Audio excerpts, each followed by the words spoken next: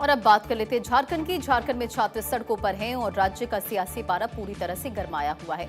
लगातार प्रदर्शन के बीच सीएम हेमंत सोरेन सरकार दबाव में दिख रही है। सरकार ने प्रोटेस्ट कर रहे छात्रों से बातचीत के लिए 4 मंत्रियों का एक प्रतिनिधिमंडल गठित किया है। हालांकि छात्रों की मांग है कि वो सीधे सीएम से ही बात करेंगे।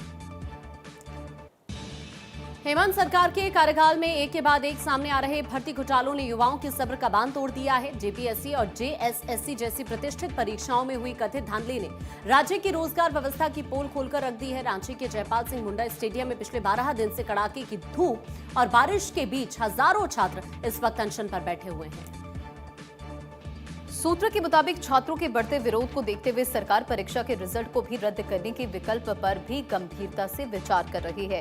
सोर्सेस का यह भी कहना है कि सरकार के स्तर पर इस मुद्दे पर कार्य चल रहा है, चर्चा भी चल रही है और जल्द ही कोई अहम फैसला लिया जा सकता है। इस बीच कल्याण मंत्री चमरालिंडा ने कहा कि सरकार ने बातचीत के लिए छात्र प्रतिनिधियों को बुलाया है। हालांकि छात्रों ने स्पष्ट कर दिया है कि वे बंद कमरे में ही बातचीत नहीं करेंगे, मीडिया के सामने बातचीत होगी। देखिए, छात्रों ने सरकार के सामने 3 ऐसी बड़ी शर्त रखी हैं जिसने सरकार की धड़कन को बढ़ा दिया है। 3 शर्तें कौन सी हैं आप जान लीजिए। पहली शर्त यह है कि छात्र चाहते हैं कि इस बैठक में सिर्फ मंत्री नहीं बल्कि खुद मुख्यमंत्री हेमंत सोरेन यहां पर शामिल हो ताकि फैसला ऑन द स्पॉट हो सके। दूसरी शर्त यह है कि छात्र अपने साथ एक टॉप वकील को भी शामिल कर रहे हैं। ऐसा इसलिए ताकि सरकार कोई भी कानूनी बहाना या पेच ना फंसा पाए। वकील साहब ऑन द टेबल सरकार की कानूनी दलीलों की धज्जियां उड़ाने के लिए तैयार रहेंगे। तीसरी शर्त यह है कि छात्र ये चाहते हैं कि इस बातचीत के दौरान मीडिया का एक प्रतिनिधि भी यहां इस कमरे में मौजूद रहे, यानी जो भी बातचीत हो आर पार हो और पूरी पारदर्शिता के साथ होगी। कोई सीक्रेट डील यहां पर नहीं चलेगी। देखिए, सूत्रों के मुताबिक कल रात कुछ छात्रों की बैठक में ये फैसला हुआ कि वे सरकार से बातचीत के लिए जाएंगे। हालांकि समय अभी तय नहीं हुआ है, लेकिन उनकी एक और मांग है।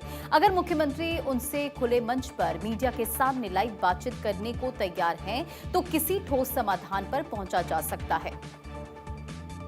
छात्रों का ये कहना है कि हम ऐसा इसलिए कह रहे हैं क्योंकि पिछले आंदोलनों में हमारे कुछ साथियों को बंद कमरे में बातचीत के लिए ले जाया गया था, लेकिन उसका कोई ठोस नतीजा नहीं निकल पाया। हमें लग रहा है कि इस बार भी वैसी कोशिश की जा रही है। सरकार 5 सदस्य प्रतिनिधि मंडल को बुला रही है, लेकिन ऐसा लगता है कि ये सिर्फ मामले को टालने या आंदोलन को खत्म करने की कोशिश है।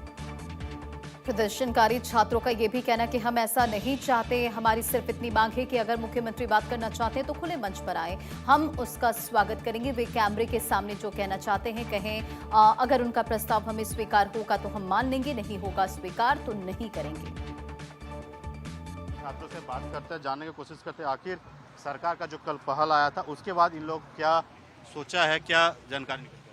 सबसे पहली बात तो कि जो डेलीगेशन को मीट के लिए बुलाया गया है, तो हमारे डेलीगेशन मीट करने के लिए रेडी हो गए हैं। क्योंकि हमारा मानना है कि फर्स्ट राउंड में संवाद होना जरूरी है। बाकी कितने मुद्दों पर सहमति बनती है और या सहमति नहीं बनेगी तो फिर आगे की रणनीति उस आधार पर तय होगी। लेकिन हम सरकार से उम्मीद यही करेंगे कि पहले राउंड की बैठक में ही हमारे मैक्सिमम मुद्दों पर सहमति बने। जितना मांग है पूरा करना पड़ेगा। जितने मुद्दा मांग है, हम लोग को जो मांग है सभी मुद्दों को उनको मांग पूरा करना पड़ेगा। नहीं मांग पूरा होगा तो ये धरना चालू रहेगा। हम लोग धरने बैठे हुए हैं।